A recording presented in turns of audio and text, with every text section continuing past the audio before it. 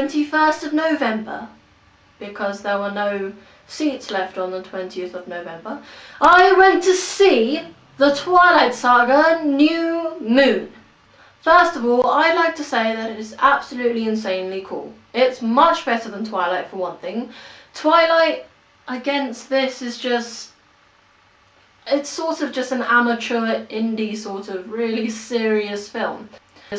To refresh my memory, I read the book just before I went to see the movie, and so I basically knew everything that was going to happen, but I couldn't sustain the shock when it actually did happen. It was directed really beautifully. I'll start with saying the camera work, because it was absolutely amazing. There was a part in which the camera spirals into Bella, okay, and in this part she's kind of in anguish and in pain, and it's just, it really makes the audience feel dizzy. And to be honest, I would think that's what Bella would feel. She would be feeling dizzy with just the pain. And so that really affected the audience as well as, you know, the characters in the actual movie. And then afterwards, because you can't just leave an audience dizzy while they're watching the film, that would be, yeah, you get it. Afterwards, the camera spiraled the other way in a different part, but I mean close to the first part, otherwise there'd be no point. And it spiraled out the other way as the months went past, and I thought that was really clever. It wasn't just clever as in a tactic in the movie, but in a psychological kind of way. As I said, Twilight was just no match for this. One thing is the screenplay. The screenplay was much different than this. Before, I mean, there was like kind of stuff that were meant to be jokes and some really heartfelt things, I mean, but it was all sort of soap opera and a bit corny, to be honest. And I mean, I wouldn't have noticed it that much if it weren't for the difference in New Moon. In New Moon there were genuine humorous jokes that made the audience laugh, genuinely, obviously, but it all flowed very nicely. It all kept going, and the story didn't suddenly drift off somewhere else. It kept to the point. It kept throughout the book how it happened. So now I'll comment on the acting. Let's start with Kristen Stewart and Bella. In my Twilight review, I was pretty harsh on her, and I had a good point for being like that, because she really did not portray Bella in like the book, and I don't think it was that good. So, but in this one, I have to say that she has improved.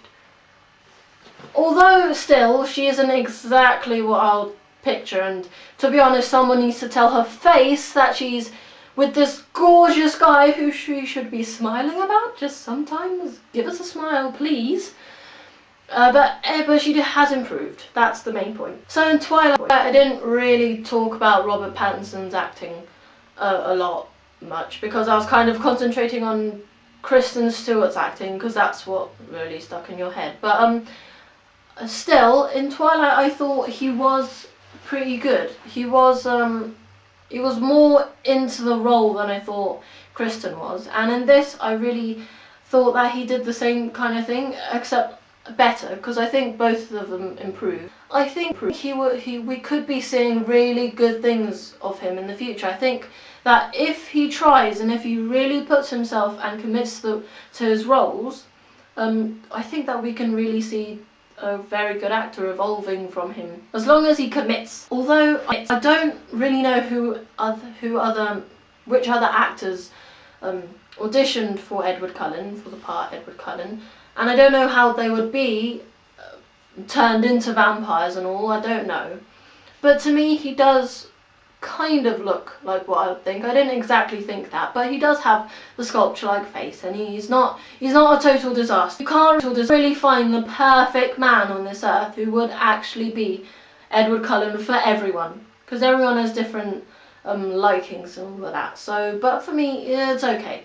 It's good enough for an Edward Cullen. Now on to Taylor Lautner.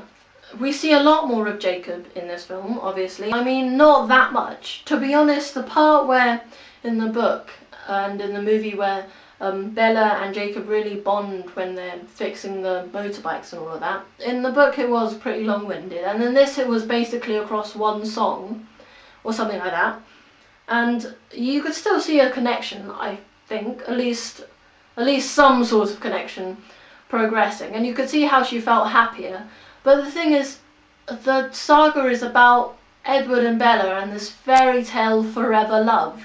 So I liked the idea, because the film was actually about 2 hours, that if they had concentrated on all those parts with Jacob, it would have gone off the point of that main plot line. Although I am sad to see that there hasn't been that much of Jacob, but I do like how they've set out the movie and they have kept the most important part.